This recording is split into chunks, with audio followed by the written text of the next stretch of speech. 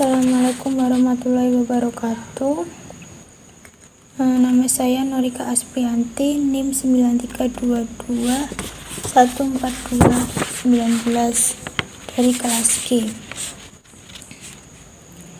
Saya akan menjelaskan tentang kaitannya kondisi negara Indonesia saat ini dengan teori-teori kenegaraan, berkaitan dengan masalah dan juga pemberian solusi yang tepat. Yang pertama, dalam konstitusi dan penegakan hukum. Lembaga penegakan hukum seperti polisi, kejaksaan, Mahkamah Agung, Mahkamah Konstitusi, dan juga KPK. Padahal negara Indonesia adalah negara hukum yang segala sesuatunya diatur dalam undang-undang. Namun faktanya, hukum di Indonesia bisa menjadi tumpul jika berkaitan dengan uang. Sebagai contoh yaitu beberapa orang yang melanggar peraturan lalu lintas, namun orang tersebut tidak menerima sanksi dikarenakan para polisi diberi sejumlah uang dan polisi tersebut diam akan pelanggaran tersebut. Kemudian contoh yang kedua yaitu penyuapan yang terjadi pada semua lembaga yang menangani kasus korupsi. Banyak kasus korupsi yang diringankan masa hukumannya. Kemudian cara penanganannya yaitu seharusnya oknum atau lembaga yang terlibat dalam penyuapan tersebut diberi sanksi tegas agar negara kita bisa menjadi negara yang bersih dan juga jujur. Kemudian yang kedua yaitu berkaitan dengan HAM, hak asasi manusia. Hak asasi manusia adalah hak yang melekat pada diri manusia yang wajib dijunjung, dihormati, dan juga dilindungi. Hak asasi manusia juga telah diatur dalam undang-undang. Contoh pelanggaran HAM yang terjadi di Indonesia yaitu tindak kekerasan yang dilakukan oleh aparat kepolisian di Desa Wadas, Purworejo, Jawa Tengah saat melakukan proses pengukuran lahan warga untuk pembangunan batu andesit pada tanggal 8 Februari 2022. Polisi juga menangkap dan menahan warga. Akibatnya para warga trauma. Mereka tidak mau pulang dan lari ke hutan. Solusi atas kejadian tersebut yaitu seharusnya para polisi tidak perlu melakukan tindak kekerasan yang dapat memunculkan pelanggaran HAM. Seharusnya para warga yang tanahnya tergusur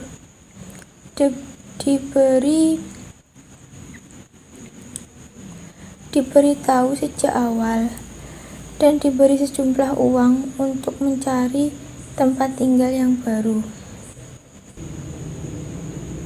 Kemudian selanjutnya yang berkaitan dengan otonomi daerah.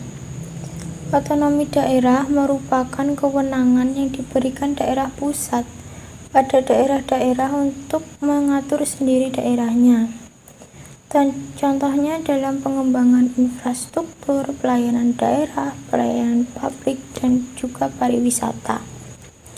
Namun pada daerah Kediri, infrastruktur jalan masih jauh dari taraf normal. Kondisi jalan yang tidak rata dan rusak menyebabkan tingginya tingkat kecelakaan lalu lintas. Sarana dan prasarana seperti sekolah juga masih belum maju. Banyak sekolah di daerah-daerah tidak memiliki fasilitas dan teknologi media pembelajaran yang kurang. Saran yang diberikan atas peristiwa tersebut yaitu seharusnya pemimpin daerah lebih mengedepankan sarana, dan infrastruktur yang masih kurang untuk diperbaiki lagi. Kemudian selanjutnya berkaitan dengan politik dan strategi nasional atau disebut dengan Polstranas.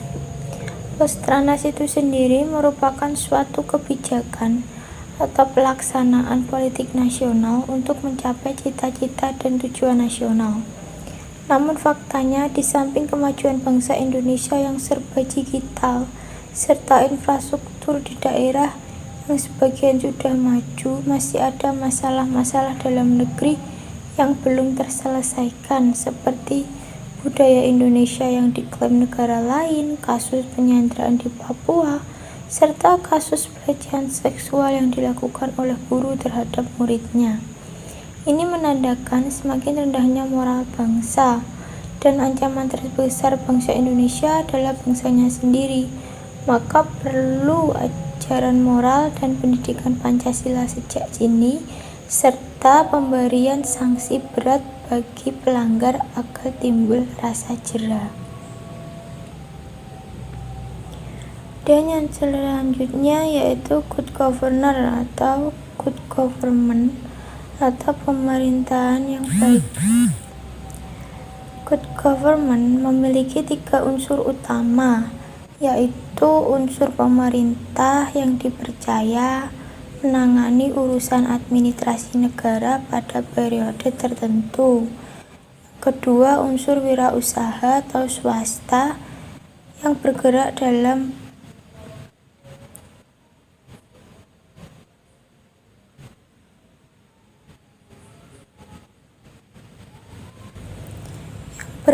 dalam pelayanan politik. Kemudian yaitu unsur warga masyarakat. Namun faktanya ada beberapa masalah atau tantangan dalam penerapan good government di Indonesia, seperti krisis moral, krisis hukum, krisis ekonomi, krisis kepercayaan, kemudian krisis politik, krisis kemanusiaan, dan juga krisis kemanusiaan.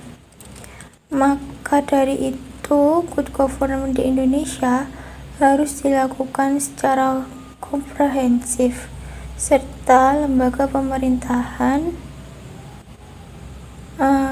memiliki program reformasi dengan baik agar terdapat perbaikan kinerja pemerintahan. Kemudian yang terakhir berkaitan dengan masyarakat madani.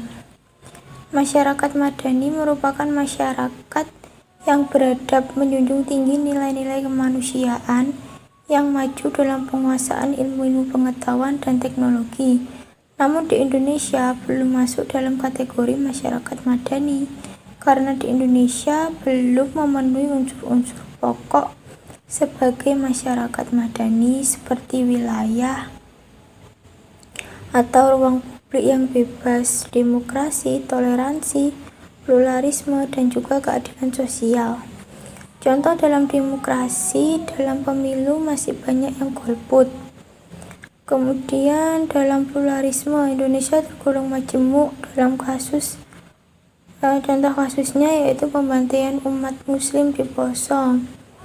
Dan dalam hal toleransi, Indonesia juga masih kurang karena masih banyak orang miskin dan anak terlantar, dan juga Indonesia mengalami kemerosotan moral seperti yang kerap terjadi viral saat ini, prostitusi artis, bayi yang dibuang, pembunuhan terhadap pacar, serta perdagangan manusia. Sekian dari saya. Wassalamualaikum warahmatullahi wabarakatuh.